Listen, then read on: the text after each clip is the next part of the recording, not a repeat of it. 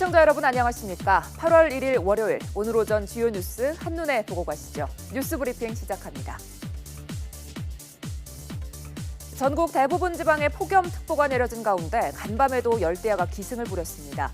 오늘도 영동 지방을 제외한 전국에 폭염특보가 내려졌습니다. 낮 기온은 서울 33도 등 어제와 비슷해 찜통더위가 기승을 부리겠습니다. 지난주 개통 첫날부터 잇단 고장으로 운행에 차질을 빚었던 인천 지하철 2호선이 오늘 새벽부터 첫 평일 운행을 시작했습니다. 출근길 혼잡이 우려됐던 것과 달리 현재까지 큰 문제 없이 운행되고 있습니다.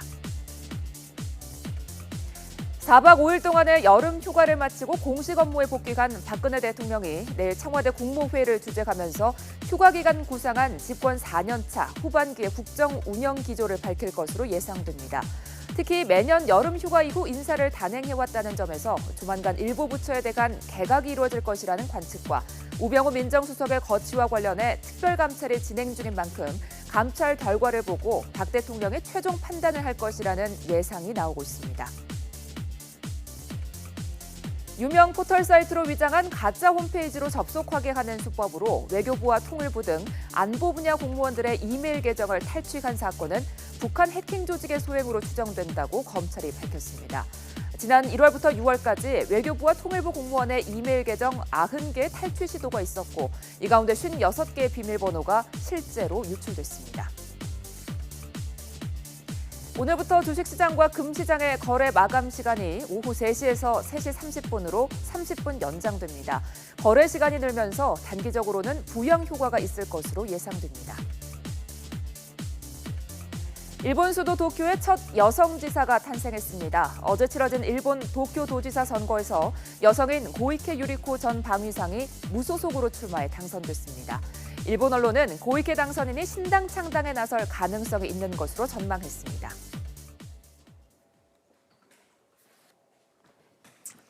네, 어제 오후 부산 해운대에서 외제 차량이 신호를 무시하고 질주하며 횡단보도를 덮쳐 중학생 등 가족 3명이 숨지고 14명이 다치는 참사가 빚어졌습니다. 운전자 53살 김모 씨는 사고 직전 뺑소니 접촉 사고를 낸 뒤 횡단보도에서 사고를 낸 것으로 확인됐습니다. 빠른 속도로 달려온 승용차는 이곳 횡단보도를 건너던 보행자들을 치고도 멈추지 않고 그대로 달렸습니다. 차 굉음 소리도 나고 뭔가 파편 같은 게 튀는 소리가 계속 나고. 폭염 속 유치원 버스에 8시간 가까이 갇혀있다 의식을 잃은 4살 어린이의 상태가 사흘째 호전되지 않고 있습니다. 어제 불구속 입건된 인솔교사와 버스기사, 원장 등에 대해 경찰이 1차로 조사한 결과 모두 잘못을 인정했습니다. 아기가 그 8시간 동안 그 상황에서 어떻게 물이 그렇게 이상한지 물 한 모금도 못 먹고 밥도 못 먹고 생각하면 상상할 수가 없어요. 상상만 해도 진짜 소름 끼쳐요, 진짜로. 무척 더운 날씨에 기업들도 여름 복장을 장려하고 있습니다. 벤처업계만 있던 반바지 출근이 대기업까지 번지고 있습니다. 샌들 차림까지 허용하는 곳도 있는데 간부들이 앞장서서 분위기를 주도하고 있다는 소식입니다. 네, 처음에는 조금 어색하고 다른 사람들의 시선이 두려웠는데요. 우선 저부터 입고 다녀야 다른 사람들이 이렇게 입고 다녀도 되는구나 하고 편하게 생각할 수 있을 것 같아서. 업무의 능률도 굉장히 오르고 일단 너무 시원해요. 그리고 앉아 있으면 근데 이제 가끔 모기가 좀 오는 것 같아서 그게 좀 불편하긴 한데. 네. 실제로 반바지 출근족이 얼마나 되는지 궁금한데요. 지금은 아무래도 과도기입니다. 대기업 3군데를 취재한 결과 10명 가운데 2명 안팎이 반바지를 입고 출근하고 있습니다. 강원도 양양에서 우량 농지를 조성한다며 돌산에서 무분별하게 자연석을 캐내 산림 곳곳이 훼손되고 있습니다. 허가 범위를 벗어나 암석을 캐내는 것은 물론 재해 대비도 전혀 없어 산사태 우려가 커지고 있습니다.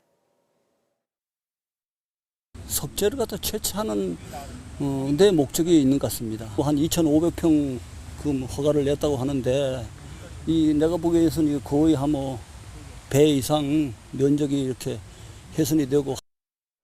임야가 아니고 전인데 처음에 모르고 거기서 몇 차를 뺐어요. 뺐는데 나중에 보니까 거기가 허가 지역이 아니라고. 큰 비가 내리면 산사태가 일어날 위험이 크지만 배수로 같은 기본적인 대책조차 마련되지 않았습니다.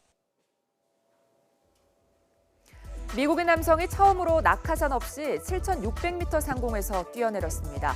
42살 스카이다이버 루크 아이킨스 씨는 시속 약 192km의 속도로 2분에 걸쳐 낙하간 뒤 건물 20층 높이 지상에 설치된 그물에 안착해 스카이다이빙에 성공했습니다. 가습기 살균제 가해업체인 옥시가 사망 피해자에게 위자료를 최고 3억 5천만 원 지급하기로 최종 확정하고 오늘부터 배상 신청을 받기로 했습니다. 특히 영유아 어린이 사망이나 중상의 경우 위자료 5억 5천만 원을 포함해 일괄적으로 10억 원을 지급하기로 했습니다.